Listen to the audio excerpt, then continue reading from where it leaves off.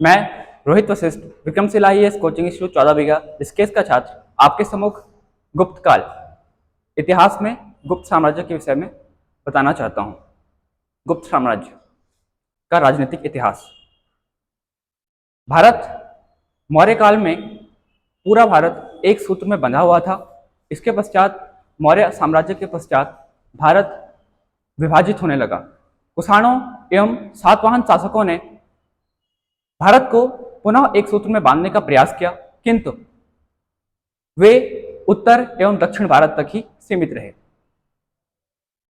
मौर्य साम्राज्य के विघटन के पश्चात विघटन का सामना करने के लिए मुख्यतः तीन राजवंशों का भारत के तीनों कोनों में उदय हुआ। पूर्वी भारत में गुप्त राजवंश या गुप्त वंश का उदय हुआ। मध्य प्रदेश के पश्चिमी भाग में नागवंश का उदय हुआ, जबकि मध्य प्रदेश के दक्षिणी भाग में अर्थात मालवा में वाकटक वंश का उदय हुआ।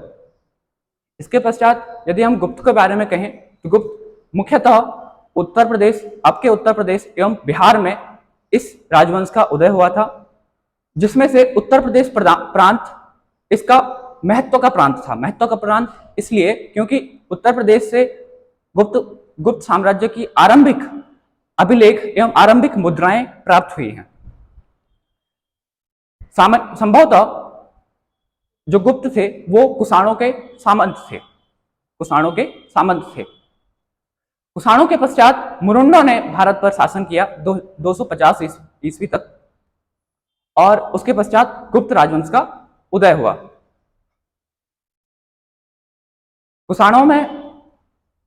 कुषाणों के पतन के पश्चात एवं गुप्तों के उदय से पूर्व का काल अर्थात कुषाणों के पतन एवं गुप्तों के उदय के बीच का काल राजनीतिक दृष्टि से विकेंद्रीकरण एवं विभाजन का काल कहा जाता है। और यदि गुप्तों की जाति के विषय में कहें तो गुप्तों की जाति के विषय में विभिन्न इतिहासकारों के विभिन्न मत हैं, जैसे कि केपी जायसवाल जी का मत है कि जो गुप्त थे वो शूद्र जाति के थे, जबकि रोमिला थापर जी एवं एलन जी कहते हैं कि गुप्त वैश्य जाति के थे। फिर जो गौरी शंकर ओझा जी हैं एवं जो चट्टोपाध्याय जी हैं वो कहते हैं कि जो गुप्त हैं वो क्षत्रिय जाति के हैं। एवं जो उसके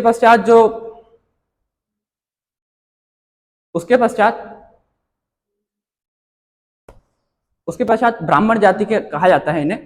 चौधरी जी कहते हैं कि ये ब्राह्मण जाति के हैं। और इन सभी मतों में से जो तर्कसंगत मत लगता है वो ब्राह्मण जाति का मत तर्कसंगत लगता है।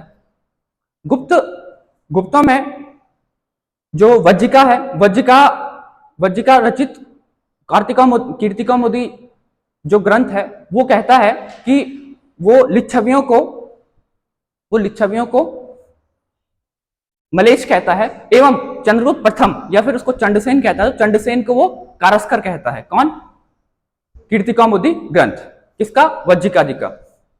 इसके पश्चात चंद्रगोमिका चंद्र व्याकरण कहता है कि जो गुप्त हैं वो उनके लिए जट शब्द का प्रयोग करते हैं। जट अर्थात जाट शब्द का प्रयोग करता है। इसके पश्चात गुप्त जो हैं वो धारण गोत्र के हैं। ये कहां उल्लेखित है? तो ये चंद्रगुप्त द्वितीय या फिर चंद्रगुप्त विक्रमादित्य की जो पुत्री है प्रजापति, उनके पूना ताम्रपत्र लेख में उपस्थित है। जो प्रजापति हैं उनके जो पति हैं उनका नाम वो वाकटक नरेश रुद्रसेन सेकंड है, और वो वृद्धि गोत्र के हैं और ब्राह्मण गोत्र के हैं। इसके पश्चात विष्णुवृद्धि गोत्र के हैं और वो ब्राह्मण गोत्र है। इसके पश्चात यदि हम गुप्तों के आदि पुरुष की बात करें तो माना जाता है कि जो गुप्तों के आदि पुरुष हैं वो कौन हैं, तो वो श्रीगुप्त हैं, एवं उनके जो उत्तराधिकारी या फिर पुत्र हैं वो है घटोत्कच। यदि हम गुप्तों की वंशावली की बात करें तो गुप्तों के वंशावली के बारे में कहां से पता चलता है, तो गुप्तों की वंशावली के बारे में विभिन्न अभिलेखों द्वारा पता चलता है। अभिलेख जैसे कि समुद्रगुप्त का प्रयाग प्रशस्ति, प्रयाग प्रशस्ति किसके द्वारा रचित है, तो हरिसेन ने समुद्रगुप्त की 100 विजयों का वर्णन किया है प्रयाग प्रशस्ति में। प्रयाग प्रशस्ति में कई चीजें और भी हैं, जैसे कि अशोक का, तो प्रयाग प्रशस्ति में 4 चीजें हैं जो कि है, पहले सबसे ऊपर लिखा हुआ प्रयाग प्रशस्ति में अशोक का लेख, उसके पश्चात अशोक की रानी कारवकी का लेख, कारवकी द्वारा दिए गए दान के विषय में उसमें चर्चा है। उसके पश्चात तीसरे नंबर पे है हरिसेन द्वारा समुद्रगुप्त की 100 विजयों का उल्लेख उसमें किया गया है, और उसके पश्चात अंत में जहांगीर द्वारा उसमें कुछ लिखा गया है। यदि प्रयाग प्रशस्ति की बात करें तो प्रयाग प्रशस्ति कौशाम्बी में पहले थी और अब वो प्रयागराज में है, और कौशाम्बी में पहले थी, ये कैसे पता चलता है, तो इसमें कौशाम्बी के कुछ महामात्यों का वर्णन किया गया है, कौशाम्बी के कुछ स्थानीय महामात्यों का वर्णन है, इसीलिए ये पता चलता है कि ये कौशाम्बी में थी। तो कौशाम्बी से इसको प्रयागराज में लाया गया। किसके द्वारा लाया गया, तो अकबर द्वारा इसको कौशाम्बी से प्रयागराज में लाया गया। अब यदि हम वापस आए अपने टॉपिक पे, तो प्रयाग प्रशस्ति अभिलेख किससे पता चलता है, इसके बारे में गुप्त वंशावली के बारे में प्रयाग प्रशस्ति अभिलेख, उसके पश्चात समुद्रगुप्त का प्रयाग प्रशस्ति अभिलेख, उसके पश्चात कुमारगुप्त का विल्सड अभिलेख, एवं स्कंदगुप्त का भीतरी अभिलेख, इन तीनों अभिलेखों से गुप्त वंशावली के बारे में पता चलता है। अब यदि हम आगे बात करें तो, परंतु यदि हम कहें कि गुप्तों का आदि पुरुष या फिर आदि गुरु जो हैं वो श्रीगुप्त हैं, और परंतु जो प्रथम शासक था गुप्त वंश का वो था चंद्रगुप्त प्रथम, या फिर इसने महाराजा धीराज की उपाधि भी इसने ग्रहण की थी चंद्रगुप्त प्रथम ने। तो हम चंद्रगुप्त प्रथम की ओर बढ़ते हैं। चंद्रगुप्त प्रथम का पहले शासनकाल बताऊं। चंद्रगुप्त प्रथम 419 से 435 ईस्वी तक, 319 से 335 ईस्वी तक शासन में रहा, अर्थात 16 साल तक इसने शासन किया। और इसका जो मुख्य काम है वो है कि इसने राज्यारोहण जब इसका हुआ तो 319 ईस्वी में इसने गुप्त संवत अपने राज्यारोहण पर इसने गुप्त संवत चलाया। इससे पहले भी हम कई संवत पढ़ते हैं, जैसे कि कली संवत हम सबसे पहले पढ़ते हैं 3102 बीसी में, बिफोर क्राइस्ट, 3102 बीसी में, जो कि होता है राजा परीक्षित के जन्म उत्सव पे। उसके बाद हम पढ़ते हैं विक्रमी संवत हम कब पढ़ते हैं, तो 57 ईस्वी में पढ़ते हैं, 57 ईसा पूर्व में पढ़ते हैं, या फिर बिफोर क्राइस्ट में पढ़ते हैं, क्या विक्रमी संवत। इस विक्रमी संवत का जो उल्लेख है ये हमारे संविधान में भी है। संविधान की जो उद्देशिका है वहां पे हम पढ़ते हैं कि मिति मार्क्सिस शुक्ल सप्तमी संवत 2006 और विक्रमी, तो वहां पे भी विक्रमी संवत का उल्लेख है। तो 57 ईस्वी का होता है, 57 ईसा पूर्व का होता है विक्रमी संवत। उसके बाद हम पढ़ते हैं शक संवत के बारे में। शक संवत होता है 78 ईस्वी का, 78 एनो डोमिनी या फिर 78 ईस्वी का। उसके बाद हम कलचुरी संवत पढ़ते हैं। जो इससे पहले जो शक संवत था वो भारत सरकार का भी संवत है, शक संवत है ना। उसको 22 मार्च 1957 को भारत सरकार का संवत बनाया गया मतलब। उसके पश्चात शक संवत के बाद हम कलचुरी संवत पढ़ते हैं 248 ईस्वी का या एनो डोमिनी का। उसके बाद हम ये संवत पढ़ते हैं गुप्त संवत, जो कि चंद्रगुप्त प्रथम द्वारा चलाया गया 319 ईस्वी में, एनो डोमिनी में। अब चंद्रगुप्त प्रथम पे आए तो चंद्रगुप्त प्रथम इसने रजत मुद्राओं का प्रचलन भी शुरू कराया, और चंद्रगुप्त प्रथम जो है ये संस्थापक भी रहा। इस पूरे गुप्त साम्राज्य का संस्थापक कौन था, तो वास्तविक संस्थापक कौन था, तो वास्तविक संस्थापक चंद्रगुप्त प्रथम है।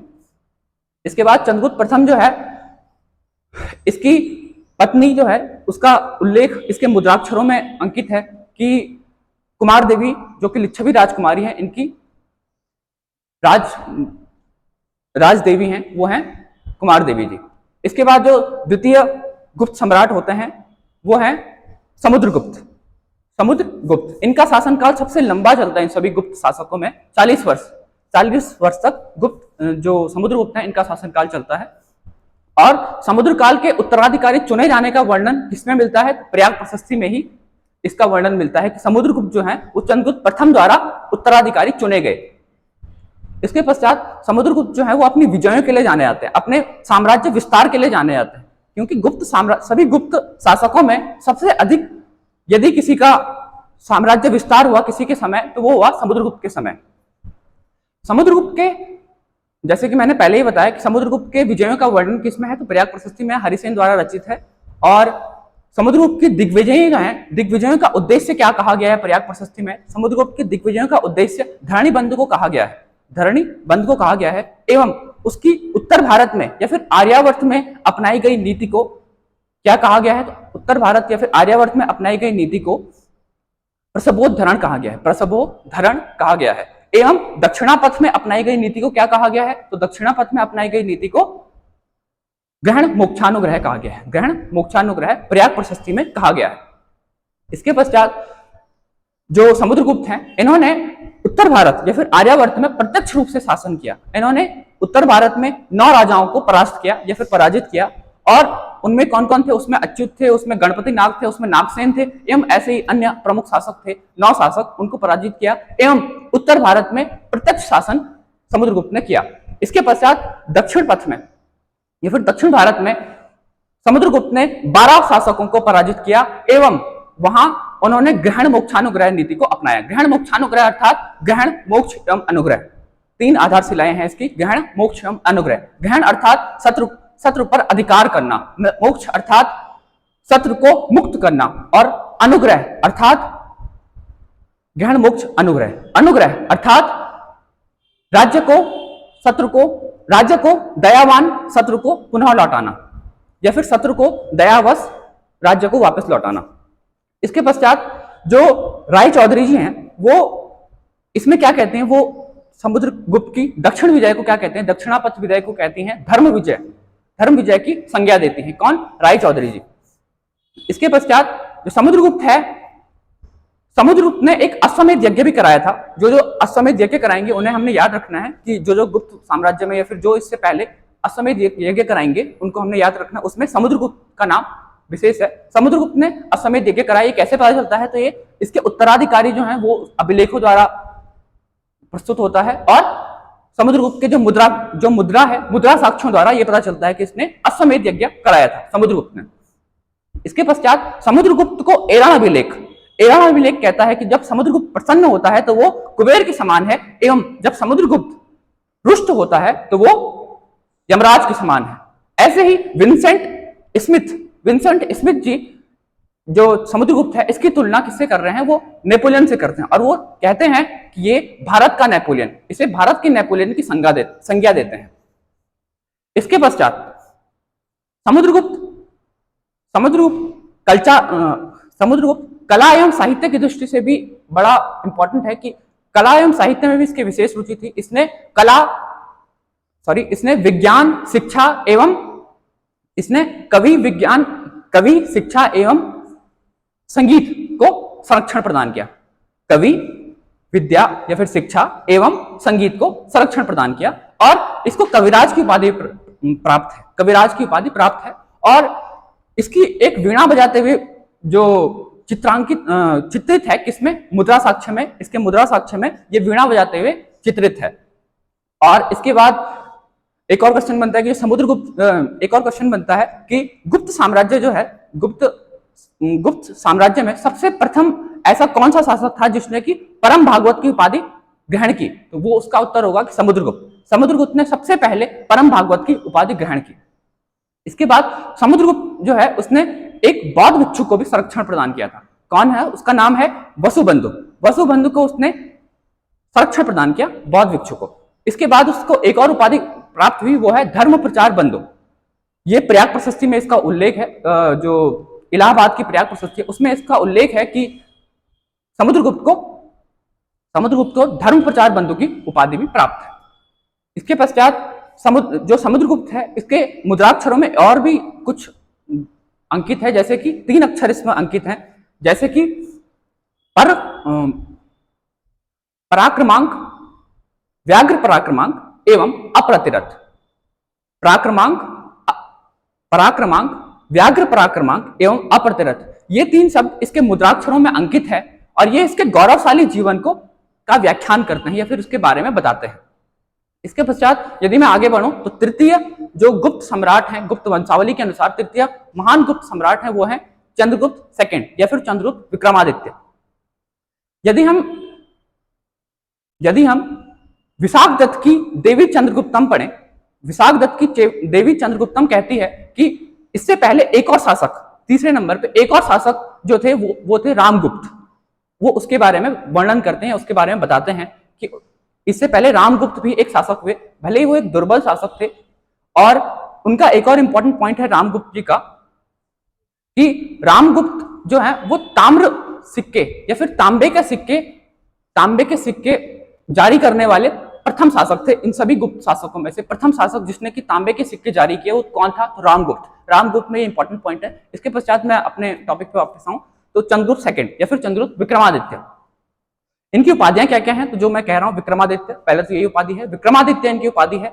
इसके पश्चात विक्रमांक इनकी उपाधि है एवं विक्रांत, परम भागवत भी इनकी उपाधि है। परम भागवत सबसे पहले धारण करने वाला कौन था गुप्त शासक? तो वो था समुद्रगुप्त। परंतु उपाधि किसकी और भी है, वो है चंद्रगुप्त विक्रमादित्य। चंद्रगुप्त विक्रमादित्य की परम भागवत उपाधि है, विक्रमांक उपाधि है, विक्रमादित्य उपाधि है। इनके अन्य नाम भी हैं। जो चंद्रगुप्त विक्रमादित्य हैं इनके अन्य नाम क्या है? इनके अन्य नाम है देवराज है, देवगुप्त है, देवश्री है, ये इनके अन्य नाम है। देवराज, देवगुप्त एवं देवश्री ये इनके अन्य नाम है। इसके पश्चात ये विक्रमादित्य जो उपाधि है इसकी भी एक, ये कब धारण की थी? तो ये इन्होंने जब पश्चिमी शक विजय, जब पश्चिमी भारत में शक विजय की थी। शक विजय अर्थात शकों के एक शासक थे, अंतिम शासक जो हुए भारत में वो थे रुद्र सिंह थर्ड को पराजित करके इन्होंने ये उपाधि प्राप्त की थी। कौन सी? ये उपाधि ग्रहण की थी विक्रमादित्य की उपाधि। एवं इसके बाद उन्होंने व्याघ्र हनन के मुद्राक्षरों में व्याघ्र हनन के चित्रांकन भी अंकित कराए थे। इसके पश्चात पश्चिमी शक विजय के पश्चात अब यदि हम आगे बढ़े तो चंद्रगुप्त विक्रमादित्य के समय पे शिक्षा के लिए मुख्य 2 नगर जो थे वो बड़े प्रसिद्ध थे। कौन कौन से? पाटलिपुत्र एवं उज्जैनी। ये 2 नगर शिक्षा के लिए बेहद प्रसिद्ध थे। और इनका जो द्वितीय राजधानी थी जो चंद्रगुप्त विक्रमादित्य ने बनाई, द्वितीय राजधानी वो थी उज्जैनी। इसके पश्चात चंद्रगुप्त विक्रमादित्य का एक और मेन पॉइंट आता है कि चंद्रगुप्त विक्रमादित्य के समय में फाहियान जो कि एक प्रमुख चीनी यात्री है, फाहियान भारत आता है जिसकी पुस्तक का नाम है फो क्यों की, फो से फाहियान और फो से फो क्यों की।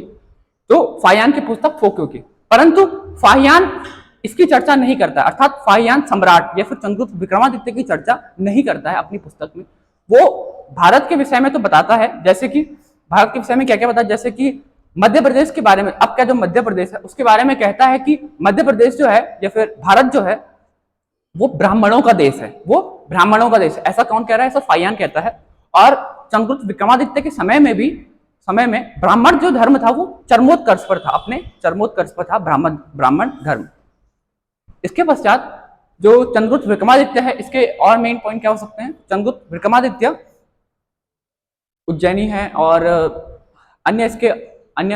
इसका एक और मेन पॉइंट होता है कला एवं साहित्य में। यदि बात करें तो चंद्रगुप्त विक्रमादित्य के समय में 9 रत्न पाए जाते हैं। 9 रत्न अर्थात 9 विद्वानों का समूह।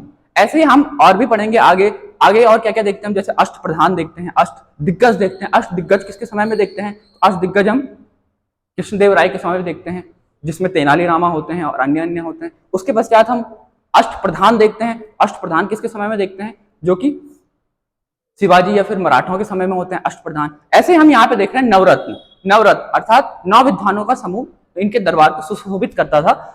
और वो उनमें कौन कौन थे? उसमें कालिदास थे, ऐसा अनुसूचियां कहती है, उसमें कालिदास थे, उसमें और कालिदास जो कि अभिज्ञान शाकुंतलम और इन सभी के रचयिता हैं। उसके पश्चात कालिदास हो गया, वाराह मिहिर हो गया, अमर सिंह हो गया, धन्वंतरी हो गए। धन्वंतरी विशेष जो आयुर्वेद के भगवान कहे जाते हैं, आयुर्वेद एवं चिकित्सा के विद्वान हैं। एवं जो वराह मिहिर हैं वो बृहत संहिता और पंच सिद्धांतिका के लेखक हैं, कृति इनकी है। एवं इसके पश्चात जो अमर सिंह है वो अमर कोश के कृति है इनकी।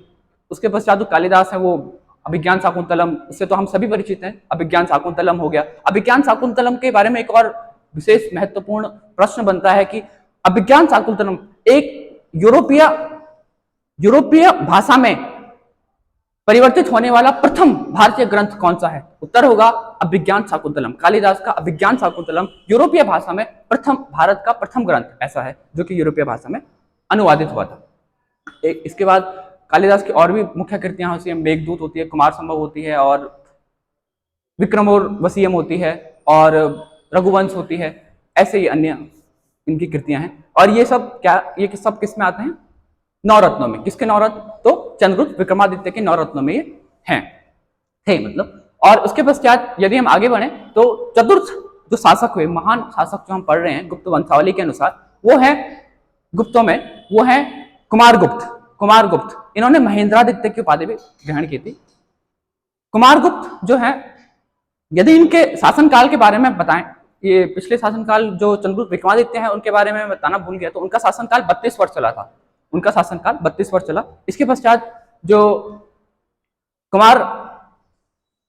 कुमारगुप्त हैं, इनका शासनकाल कितने वर्ष चला? तो इनका शासनकाल 39 वर्ष 39 वर्ष इनका शासनकाल चला। इनके शासनकाल के बारे में कैसे पता चलता है? इनके शासनकाल के शुरुआत के बारे में, शासनकाल शुरू कब हुआ? 415 ईस्वी में इनका शासनकाल शुरू हुआ। इसके बारे में कैसे पता चलता है? तो इसके बारे में कुमारगुप्त के शासनकाल के बारे में कुमारगुप्त के विल्सड अभिलेख से, जो मैंने शुरुआत में बताया 3 अभिलेख, उन्हीं में से जो सेकंड अभिलेख था कुमारगुप्त का विल्सड अभिलेख, उससे इसके शासनकाल की शुरुआत के बारे में पता चलता है। किसके? कुमारगुप्त के शासनकाल की शुरुआत के बारे में, और उसी से पूरी गुप्त वंशावली के बारे में पता चल रहा है।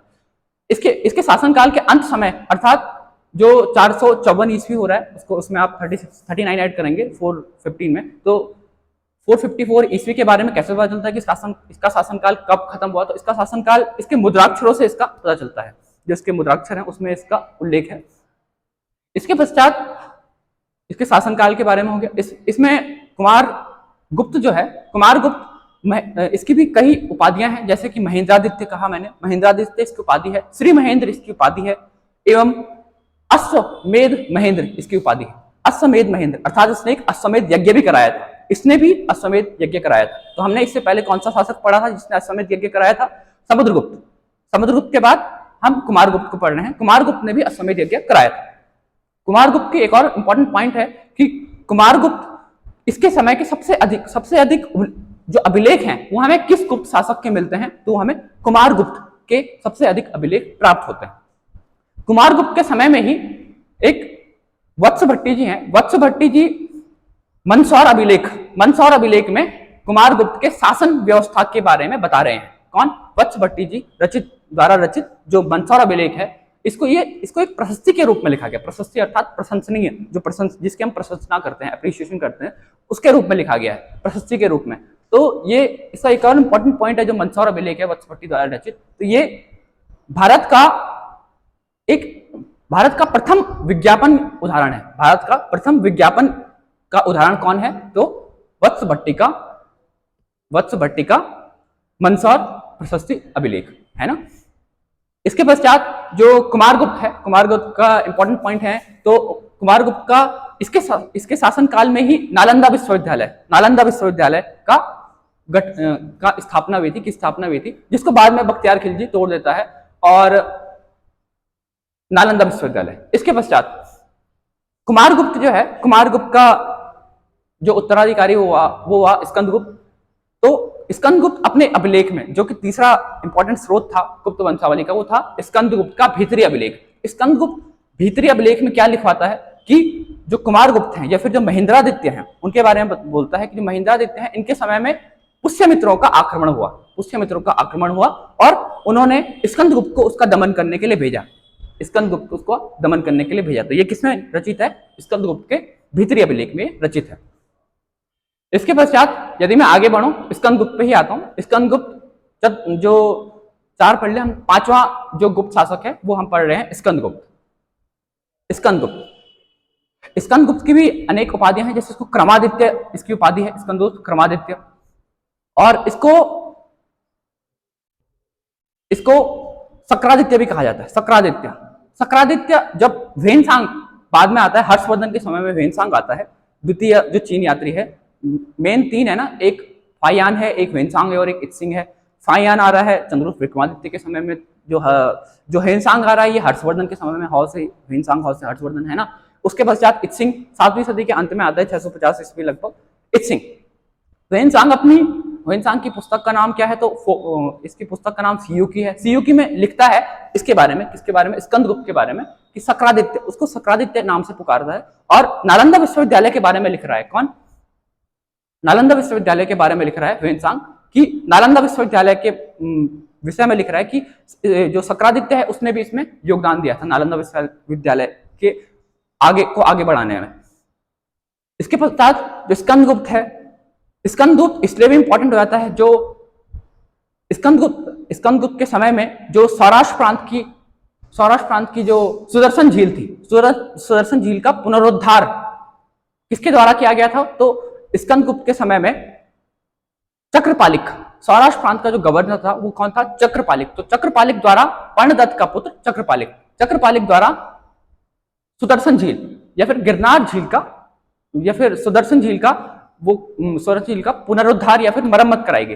अब इससे पहले भी हम पढ़ते हैं कि 3 शासक जो हैं स्कंदगुप्त से पहले, वो उस सुदर्शन झील का पुनरुद्धार करते हैं। तो इसमें भी कई क्वेश्चंस बनते हैं, जैसे कि अब इस सब का उल्लेख कहां पे है कि किस किसने उसका पुनरुद्धार कराया, तो रुद्रदामन का जूनागढ़ अभिलेख, रुद्रदामन का जूनागढ़ या फिर गिरनार अभिलेख, ये भारत का पहला संस्कृत में लिखा गया अभिलेख है। कौन? रुद्रदामन का जूनागढ़ अभिलेख। रुद्रदामन जो कि शक शासक है और कादम्मक शासक का शासक है, वो संस्कृत में अभिलेख लिखता है, प्रथम संस्कृत में अभिलेख लिख रहा है। उसमें सबसे पहले सुदर्शन झील के बारे में कहा गया है कि सुदर्शन झील जो है वो चंद्रगुप्त मौर्य साम्राज्य का पहला शासक चंद्रगुप्त मौर्य ने इसको बनाया। किसको? गिरनार पर्वत के समीप, सौराष्ट्र प्रांत में गिरनार पर्वत के समीप सुदर्शन झील को बनाया। उसके पश्चात अशोक ने इस पे मरम्मत कराई। उसके पश्चात रुद्रदामन ने खुद इस पे मरम्मत करे, और उसके पश्चात स्कंदगुप्त। तो इसमें 4 शासकों के नाम एक साथ लिखे हुए हैं, चंद्रगुप्त मौर्य, अशोक एवं रुद्रदामन एवं स्कंदगुप्त। ये 4 शासक, इन 4 शासकों ने इसका सुदर्शन झील में काम कराया। इसके पश्चात यदि हम स्कंदगुप्त पे वापस पढ़ें, स्कंदगुप्त का जो शासनकाल था वो 12 साल तक चला। इसका इतना शासनकाल कम क्यों चला? क्योंकि इसके समय में हूणों का आक्रमण हो गया था। हूणों का आक्रमण। अब यदि मैं हूणों के, एक और इसका पॉइंट है कि स्कंदगुप्त जो है, स्कंदगुप्त के समय में जो अयोध्या थी उसको इसने प्रशासनिक सुविधा के अनुसार अयोध्या को इसने राजधानी बनाया, अयोध्या को। अब मैं हूणों के आक्रमण की ओर बढ़ता हूं। हूणों का आक्रमण भारत पे हुआ और स्कंदगुप्त के समय में हुआ। हूणों का जो प्रथम शासक था वो है तोरमान। इसका उल्लेख कहां पे मिलता है? तो एरण अभिलेख इसका उल्लेख करता है कि जो तोरमान है वो हूणों का प्रथम शासक था। और एक जैन ग्रंथ कावलयमाला एक जैन ग्रंथ है, वो तोरमान के बारे में लिखता है कि तोरमान का शासन कहां से कहां तक था भारत में, तोरमान ने कहां से कहां तक शासन किया। तो वो लिखता है कि पबैया, जो कि चंद्रभागा नदी के तट पर है, वहां पर तोरमान ने शासन किया।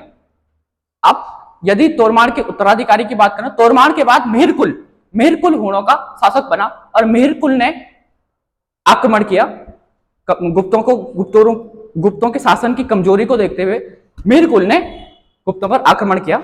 और विजयों की यदि चर्चा करें तो मंदसौर अभिलेख कहता है यशोधर्मन है, उसने हूणों को या फिर मेहरकुल को परास्त किया था।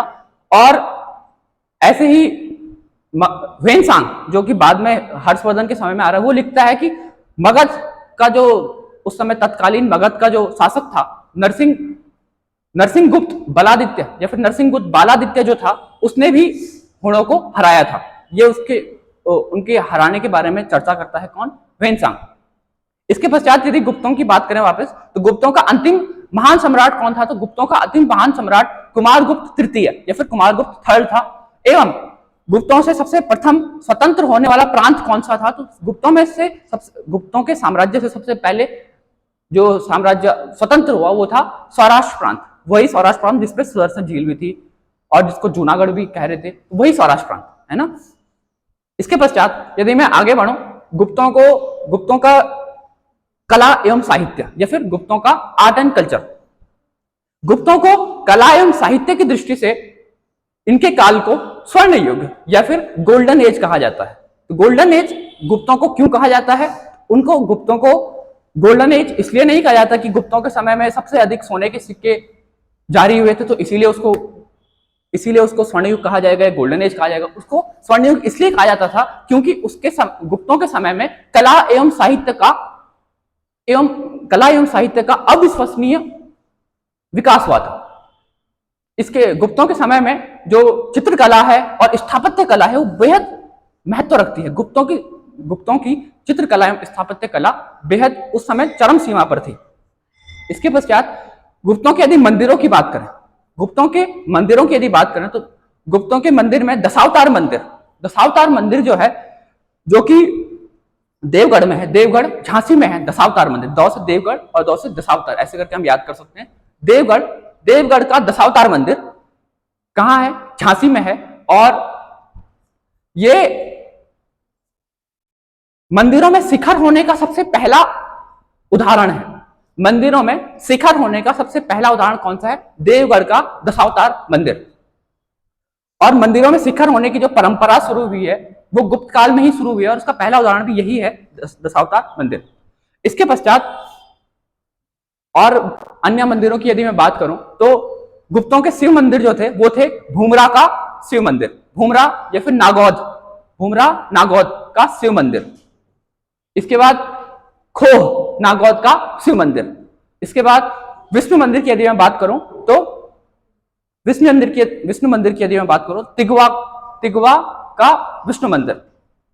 यदि मैं धमेक स्तूप, गुप्तों के समय में धमेक स्तूप की बात करूं, धमेक स्तूप या फिर ईंटों से बना हुआ स्तूप, तो धमेक स्तूप कहां पे था? धमेक स्तूप सारनाथ में था। इसके बाद अन्य मैं ईंटों के मंदिरों की बात करूं तो ईंटों के मंदिर कहां थे? तो भीतर गांव कानपुर में ईंटों के मंदिर थे, एवं भीतरी में ईंटों के मंदिर थे। और बौद्ध विहार, इनके समय में एक बौद्ध विहार भी था, वो कहां पे था? वो नालंदा में था बौद्ध विहार। अब यदि मैं वापस चित्रकला एवं मूर्तिकला पे आऊं तो गुप्तों के समय में मूर्तिकला को एक विशेष इसका विशेष विकास हुआ था। मूर्तिकला में जब कुषाण मूर्ति बनाते थे, कुषाणकालीन जो मूर्तियां हैं वो नग्न अवस्था में पाई जाती हैं या फिर नग्न मूर्तियां बनाई गई हैं। जबकि जो गुप्तकालीन चित्रकारों ने मोटे वस्त्र जो कि उत्तर भारत के वस्त्र रहे होंगे, उनमें मूर्तियों का निर्माण किया, उनमें मूर्तियां बनाई। और इनकी शैली क्या थी मूर्ति बनाने की? तो मथुरा शैली की जो प्रतिमान थे उन पर इन्होंने मूर्तियां बनाई, उस शैली से मूर्तियां बनाई। और गंगा और यमुना जो कि नदियां हैं, इसका मूर्ति रूप कब दिया गया? तो इसको मूर्ति रूप गुप्त काल में ही दिया गया। गंगा एवं यमुना को मूर्ति रूप गुप्त काल में ही दिया गया। और जो बुद्ध हैं, महात्मा बुद्ध, उनकी पहली बार जो खड़ी प्रतिमा बनी वो भी गुप्त काल में ही बनी। गौतम बुद्ध या फिर जो महात्मा बुद्ध हैं उनकी खड़ी प्रतिमा किसके समय में बनी? गुप्त काल में बनी। इसके पश्चात यदि मैं चित्रकला पे आऊं, चित्रकला के उदाहरण जो है वो साक्षात उदाहरण अजंता जो कि मध्य प्रदेश, जो कि महाराष्ट्र में है, एवं अजंता एलोरा की गुफाएं एवं जो बाघ की गुफाएं हैं वो चित्रकला की बेहद अच्छी उदाहरण है। जैसे कि अजंता में किस प्रकार के चित्र पाए जाते हैं? तो अजंता में धार्मिक चित्र पाए जाते हैं। एवं जो बाघ की गुफाएं हैं उसमें किस प्रकार के चित्र पाए जाते हैं? तो बाघ की गुफाओं में मानव के लौकिक जीवन के चित्र पाए जाते हैं। अब जो अजंता की गुफाएं हैं, यदि मैं उसके बारे में और बताऊं तो अजंता की गुफाओं की संख्या कुल 27 गुफाएं अजंता में पाई जाती हैं। एवं इसकी गुप्तकालीन कितनी गुफाएं हैं? इसमें गुफा नंबर 16, गुफा नंबर 17 और गुफा नंबर 19 जो है वो गुप्त काल की गुफा है अजंता की। और अजंता की गुफाएं जो हैं, ये इनमें से जो कुछ गुफाएं हैं वो 100 फीट तक की गहरी गुफाएं हैं। और जो अजंता की गुफाएं हैं इनमें ये घोड़े के नाल के आकार की बनी हुई गुफाएं हैं, घोड़े के नाल के आकार की बनी हुई गुफाएं हैं। कौन सी? अजंता की गुफाएं। अब यदि मैं बाकी अजंता की गुफाएं, इसमें बौद्ध चित्रांक बौद्ध संबंधित चित्र भी अंकित हैं इस अजंता की गुफाओं में। अब यदि मैं आगे बढ़ूं विज्ञान एवं गणित पे या फिर विज्ञान पे, तो या फिर साहित्य पे पढ़ूं पहले। साहित्य में तो जो रामायण है, महाभारत है, या फिर अब जो पुराण हमें मिलते हैं तो वो गुप्तकालीन रचित होते हैं। मतलब जो महाभारत है और रामायण है, इनकी रचना को अंतिम रूप कब दिया गया? तो इनकी रचना को अंतिम रूप गुप्त काल में ही दिया गया। किनकी रचना को? महाभारत एवं रामायण की रचना को अंतिम रूप गुप्त काल में ही दिया गया। और कई भाष्य जो हैं, वो भाष्य अर्थात जो कि या फिर टीका जिसको बोलते हैं, वो क्या होता है? तो वो किसी भी वेद है या फिर किसी भी जो कि हमारे समझने योग्य नहीं है, तो उसको समझने योग्य बनाने के लिए भाष्य लिखे जाते हैं, उस पर टीका लिखा जाता है। और ऐसे ही कई भाष्य लिखे गए, कई पुराण लिखे गए गुप्त काल में, जैसे कि नारद भाष्य, इसके या कई स्मृतियां लिखी गई। जैसे कि स्मृतियों के यदि उदाहरण दूं तो नारद स्मृति गुप्त काल में लिखी गई है, बृहस्पति स्मृति गुप्त काल में लिखी गई है, एवं ऐसी ही अन्य स्मृतियां गुप्त काल में लिखी गई है। अब यदि मैं आगे विज्ञान पे बढ़ूं, कोई गुप्त काल में विज्ञान का कितना विकास हुआ, तो जो आर्यभट्ट हैं वो गुप्तकालीन है, गुप्तों के समय के हैं। आर्यभट्ट ने दशमलव का सिद्धांत दिया, आर्यभट्ट ने शून्य सिद्धांत प्रतिपादित किया, आर्यभट्ट ने सूर्य सिद्धांत, शून्य सिद्धांत एवं दशमलव के बारे में बताया, एवं ब्रह्म सिद्धांत बताया। और आर्यभट्टियम इनकी कृति है आर्यभट्ट की, ये सब आर्यभट्ट ने बताया। खगोल में यदि बात करूं तो आर्यभट्ट ने यह भी बताया कि जो पृथ्वी है वो अपनी धुरी पर घूमने के साथ साथ सूर्य के चारों चक्कर काटती है, ये भी आर्यभट्ट ने बताया। इसके पश्चात मुख्य जो विज्ञान के विशेषज्ञ हुए गुप्त काल में, वो थे भास्कर प्रथम, या फिर गणितज्ञ हुए वो थे भास्कर प्रथम, आर्यभट्ट, एवं आर्यभट्ट के पश्चात ब्रह्मगुप्त, वराहमिहिर जो कि नवरत्न में भी थे, वराहमिहिर, ये सब गुप्तकालीन है। इसके पश्चात यदि मैं आगे बढ़ूं तो अणुसिद्धांत भी गुप्तकालीन है। अणुसिद्धांत किसने प्रतिपादित किया था? तो अणुसिद्धांत वैशेषिक शाखा ने प्रतिपादित किया था और उसका प्रचार भी किया, अणुसिद्धांत का प्रचार भी किया। अब ब्रह्मगुप्त जो है, इन्होंने खगोल विज्ञान के बारे में बहुत, जो न्यूटन का गुरुत्वाकर्षण का नियम है, ये इन्होंने गुप्त काल में दे दिया था। जैसे कि ब्रह्मगुप्त ने बताया था कि जो पृथ्वी है वो हर चीज को अपनी ओर, उसकी प्रकृति है कि वो हर चीज को अपनी ओर आकर्षित करती है। किसकी? पृथ्वी की प्रकृति है। ये किसने बताया था? तो ये बताया था ब्रह्मगुप्त ने। ये इनका खगोल विज्ञान का वो था, के बारे में वर्णन था। इसके पश्चात यदि मैं कृतियों पे आऊं, लेखक जो गुप्तकालीन मुख्य लेखक है और उनकी कृतियां हैं, यदि उन पे आऊं तो कालिदास जी सर्वप्रथम।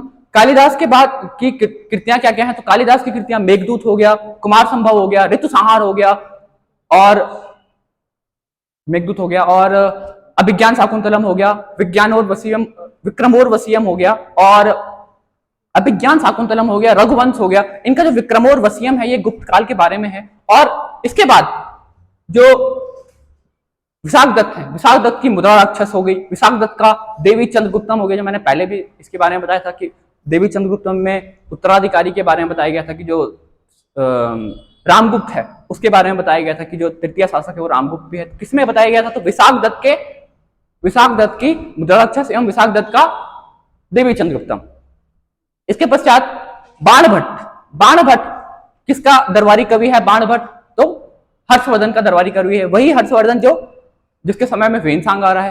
तो बाणभट्ट की कृतियां क्या क्या हैं? तो बाणभट्ट की कृतियां हैं हर्षचरित इसकी कृति है, और कादंबरी इसकी कृति है। अब यदि हर्षवर्धन, जो हर्ष है, वो खुद भी लिख रहे हैं, वो क्या लिख रहे हैं? वो लिख रहे हैं नागनंदा, प्रियदर्शनी, रत्नावली, ये किसकी कृति हैं? ये हर्ष की कृति हैं। इसके पश्चात वराहमिहिर जो कि 9 रत्नों में से एक थे। किसके 9 रत्न? चंद्रगुप्त विक्रमादित्य, चंद्रगुप्त सेकंड के 9 रत्नों में से एक थे वराहमिहिर। इनकी कृतियां क्या क्या है? इनकी कृतियां हैं पंच सिद्धांतिका, बृहत संहिता, ये वराहमिहिर की कृतियां हैं। इसके पश्चात जो दंडिन है उनकी कृतियां बताऊं तो दंडिन की कृतियां हैं 10 कुमार चरित एवं काव्यदर्शनी, दंडिन की कृतियां हैं। इसके बाद चरक संहिता किसकी कृति है? तो चरक संहिता चरक की कृति है। अमरकोश अमर सिंह की कृति है, 9 रत्नों में से एक है अमर सिंह की कृति है अमरकोश। चंद्रगोमी का चंद्र व्याकरण, इसका उल्लेख मैंने पहले भी किया। चंद्रगोमी का चंद्र व्याकरण, ये किसकी कृति है? चंद्रगोमी की है। इसके पश्चात यदि वत्स भट्टी का रावण वध किसका है? वत्स भट्टी का है। और वत्स भट्टी पहले भी मंच और अभिलेख भी लिख रहे हैं, वहां पे मैंने इसका उल्लेख किया था। तो वत्स भट्टी जिनका रावण वध भी है, कुमारगुप्त के बारे में लिख रहे थे मंच और अभिलेख में। इसके बाद भास एक लेखक हैं। भास की कृतियां क्या क्या हैं? तो भास की कृति है चारुदत्ता, स्वप्न वासव दत्ता एवं अरुभंग। इनको हम एक लय में याद कर सकते हैं। स्वप्न वासव दत्ता, चारुदत्ता एवं अरुभंग किसकी कृतियां हैं? भास की कृति है। ऐसे ही अन्य कृतियां हैं, और ऐसे ही जैसे मृच्छकटिकम किसकी कृति है? सुद्रक की कृति है मृच्छकटिकम।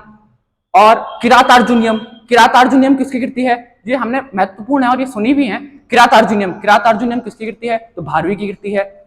ऐसे ही अन्य कृतियां हो सकती हैं। अब यदि मैं आगे बढ़ूं तो इनका आर्थिक जो जीवन था किसका? गुप्तों के समय में जनता का जो आर्थिक जीवन था, तो गुप्तों के समय में जो दर थी, जो कर दर थी या करों को लेने की जो दर थी, वो प्रचलन दर 1/6 थी। 1/6 उस समय प्रचलन दर थी। और उस समय लगभग 6 प्रकार के मुख्यतः जो थे वो कर लिए जाते थे।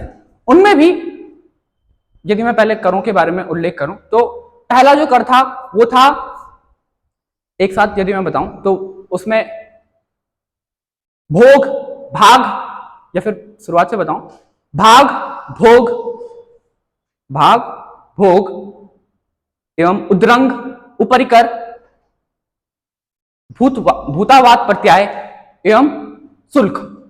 एक और बार बताऊं तो भाग, भोग, उद्रंग, उपरिकर, भूतावाद प्रत्यय एवं शुल्क, ये 6 प्रकार के कर मुख्यतः गुप्त शासकों द्वारा लिए जाते थे। यदि इनके बारे में विस्तृत बताऊं तो जो भाग था वो जो भी किसानों द्वारा उत्पादन किया जा रहा था उसका 1/6 भाग राजा को देना होता था। क्योंकि गुप्तों के समय में जो है ना, गुप्तों के समय में जो भूमि होती थी वो शासक की होती थी, सम्राट की होती थी। जो भूमि पर अधिकार होता था वो सम्राट का होता था। तो उस हक से 1/6 भाग किसानों को, या फिर जो उत्पादन कर रहे हैं उनको उत्पादन का 1/6 भाग शासक को देना होता था, गुप्त शासक को देना होता था। इसके पश्चात भोग क्या था? तो अपने अनुसार दिया गया जो फल है, सब्जी है, वो शासकों को दिया गया कर, वो था भोग। भाग, भोग, उद्रंग क्या था? उद्रंग था भूमि पर कर का एक प्रकार है उद्रंग। उपरिकर क्या था? उपरिकर भी भूमि पर कर का प्रकार है। इनसे क्वेश्चन कैसे बन सकते हैं? तो इससे ऐसे क्वेश्चन बन सकते हैं, उद्रंग क्या है? इसका उत्तर होगा भूमि पर कर है। किस समय? गुप्तकालीन कर है उद्रंग। उपरिकर भी भूमि पर कर है और गुप्तकालीन है। इसके पश्चात तो 4 कर हमने पढ़ लिए, भाग, भोग, उद्रंग, उपरिकर। इसके पश्चात क्या है? भूतावाद प्रत्यय, ये 5वां कर है भूतावाद प्रत्यय। ये क्या था? तो ये जो हम इंपोर्ट टैक्स आज बोलते हैं, या फिर आयात पर जो कर लगता है, मतलब विदेशी सामानों पर लगने वाला आयातित कर, वो होता है उनके गुप्तकालीन समय में वो उसको क्या बोलते थे? भूतावाद प्रत्यय। इसके पश्चात 6ठा कर जो है वो इंपॉर्टेंट है, वो है शुल्क, अर्थात बिक्री पर लगने वाला कर। जैसे कि आज के समय में जीएसटी लगता है, गुड्स एंड सर्विस टैक्स लगता है, उस समय में क्या लगता था? गुप्तकालीन समय में शुल्क, उसे कहते थे शुल्क, अर्थात बिक्री पर लगने वाला कर, किसी भी सामान की बिक्री पर लगने वाला कर। अब यदि मैं आगे बढ़ूं तो जो एक कर हैं इनमें हम अधिकतर देखेंगे तो जो 4 कर हैं, मुख्यतः शुरू के जो 4 कर हैं वो भूमि पर लगने वाले कर हैं। तो ये बात सही है कि जो गुप्त काल में कृषि जो थी वो एक प्रमुख आय का साधन था। कृषि सेक्टर जो था वो सबसे अव्वल दर्जे का था। कौन? कृषि सेक्टर या फिर एग्रीकल्चर सेक्टर यदि कहें तो सबसे ज्यादा कर अगर किसी पे लगता था वो लगता था भूमि पर। उसके पश्चात वाणिज्य कर जो था वो उसमें थोड़ा ह्रास हुआ था, उसमें कमी आई थी। अब यदि मैं भूमि की बात करूं तो भूमियां कितने प्रकार की होती थी गुप्त समय में? भूमियां 5 प्रकार की होती थी। कौन कौन सी होती थी? तो सबसे पहले है भूमियां जो कि होगी क्षेत्र, वास्तु, खिल, अपरहत एवं चारागाह। अब इनके बारे में यदि विस्तार से बताऊं, क्षेत्र अर्थात खेती योग्य भूमि या फिर जिसपे हम खेती करते हैं वो भूमि, वो क्या थी? क्षेत्र, उसको कहते थे गुप्त काल में क्षेत्र। उसके पश्चात उसका अब तद्भव जो रूप है वो बन चुका है खेत। क्षेत्र का तद्भव रूप बन चुका है खेत, या फिर तत्सम तद्भव जो भी होगा वो बन चुका है खेत। तो क्षेत्र, गुप्त काल में खेती योग्य भूमि को क्या कहते थे? क्षेत्र कहते थे। सेकंड प्रकार की जो भूमि है वो है क्षेत्र और वास्तु। वास्तु अर्थात वास करने योग्य भूमि। निवास होता है ना, निवास, वास करने योग्य भूमि। वास मतलब रहने योग्य भूमि जो होती थी उसको क्या कहते थे? वास्तु। तीसरे प्रकार की जो भूमि होती थी वो होती थी खिल, अर्थात जिसको जोता नहीं जाता था वो भूमि, जिसको कई समय से जोता ना गया हो, ऐसी भूमि को क्या कहते थे? खिल। किसके समय में? गुप्त काल में।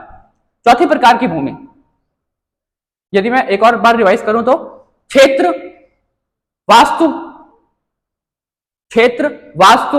और खिल। चौथा है अपरहत अर्थात अपरहत भूमि किसको कहते थे? जो जोती नहीं गई है और जिसमें जंगल उत्पन्न हो गया, अर्थात बिना जोती गई भूमि, बिना जोती गई जंगली भूमि। पांचवें प्रकार की भूमि चारागाह तो हम आज भी यूज करते हैं कि ये वर्ड आज भी यूज करते हैं कि जो चारा देने के लिए जो भूमि यूज की जाती है, जहां पे चारा उगाया जाता है, उसको कहते थे चारागाह। ये कुछ प्रकार की भूमियां थी, कुछ प्रकार के कर थे।